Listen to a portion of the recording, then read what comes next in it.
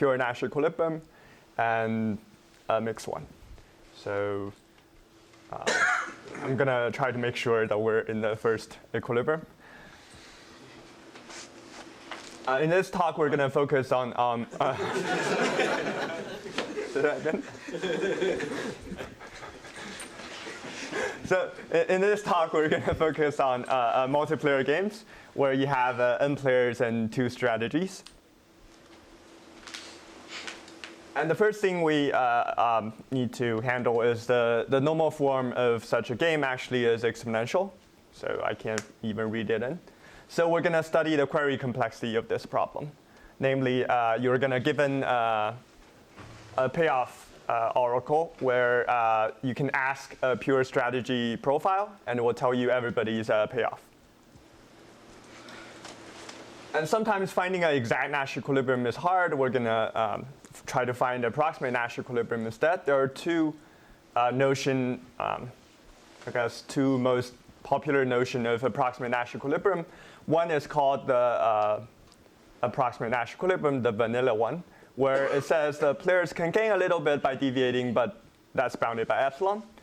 And the other one is a well-supported one that says any strategy that's used with non-zero probability must be epsilon best response. So pictorially, if you're trying to decide which strategy to use, everybody else has already fixed their strategies. So in a well-supported Nash equilibrium, you can only choose between these 2 strategies in any way you want. But in approximate Nash equilibrium, you can choose to place a little probability outside these 2 strategies. You can actually place it anywhere you want. So before I dive into the related work and the reduction, let me show you just a quick recap of what we're trying to do here. So you're given a large game, and your goal is to try to find a Nash equilibrium. And you want to minimize the number of queries you ask. Okay? The trivial upper bound is 2 to the n, where you just ask all the payoffs.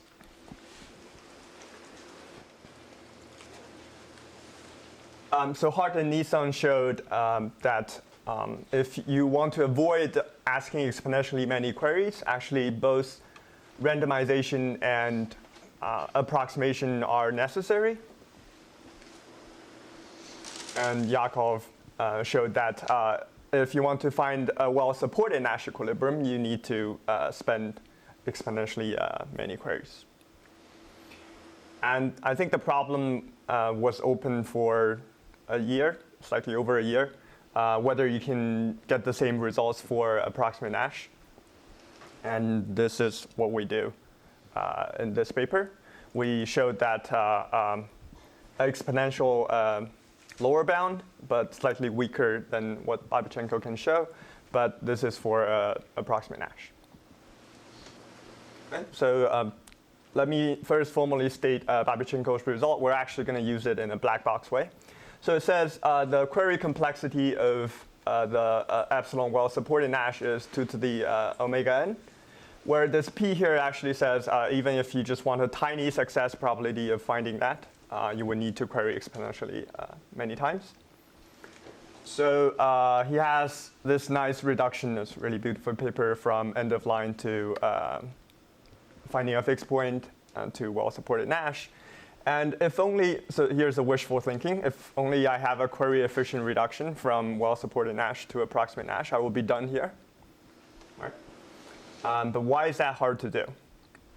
Okay, so the difference between well-supported Nash and approximate Nash, like I said, is exactly the part where in approximate Nash you can place epsilon probability anywhere you want. Okay? So that means in aggregate, roughly epsilon players are going to play arbitrarily, right? So with probability close to 1, someone is playing just arbitrary in your game. That makes the hardness reduction very hard to do. What we can do in this paper is almost this, but slightly weaker. So we can show that if you allow me to blow up the size of the game a little bit, and then I can give you this reduction. And the proof is so simple that I'm going to show it to you on the next 2 slides. Before that, once you take it and plug it into Babichenko's result, essentially you just change all the n to n over log n, and that gives you the claimed result. Okay, so what is this reduction? So given the input game G, I'm going to construct another game G prime, where I just split each player into log n players. They're going to play as a group of agents representing the original player. And I'm going to use the majority voting of that group to decide the strategy for the original player. And then payoff of each agent is decided by her own strategy and what the other groups are doing. Right? So let me prove to you why this is going to work. If you have an epsilon over 4 approximate Nash of G prime, this game that we constructed, let's say strategy 0 is not an epsilon best response. So I really hope that they don't place any probability on strategy 0, but that can happen in approximate Nash. So, but they can't place that much because for each probability, for probability mass they place on strategy 0, they're losing a little bit. So they can place at most a quarter probability on 0. And because we have log n players and by standard concentration, standard tail balance, you can actually show that the probability that 0 is going to be the majority of the group is really small. It's actually epsilon over n. And this will allow you to just remove all these probabilities because you have n groups. And this only affects the game by epsilon. So what used to be an epsilon best response is now a 2 epsilon best response. And that's how you get from a reduction from well-supported Nash to approximate Nash. Okay.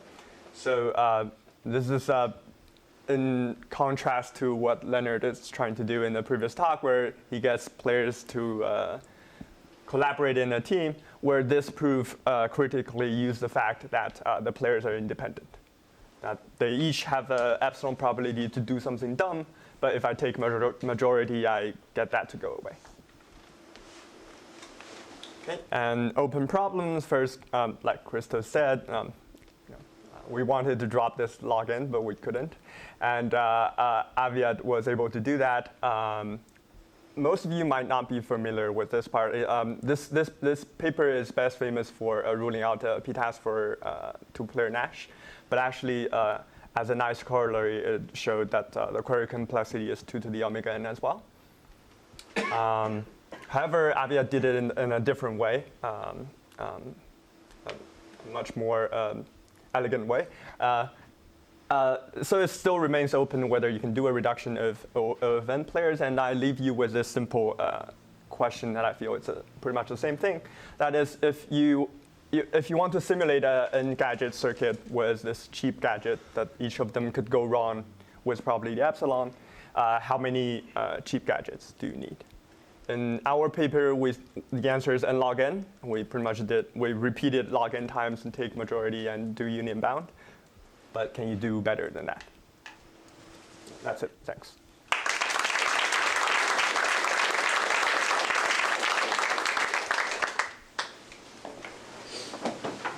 While Virginia is setting up, any questions for you?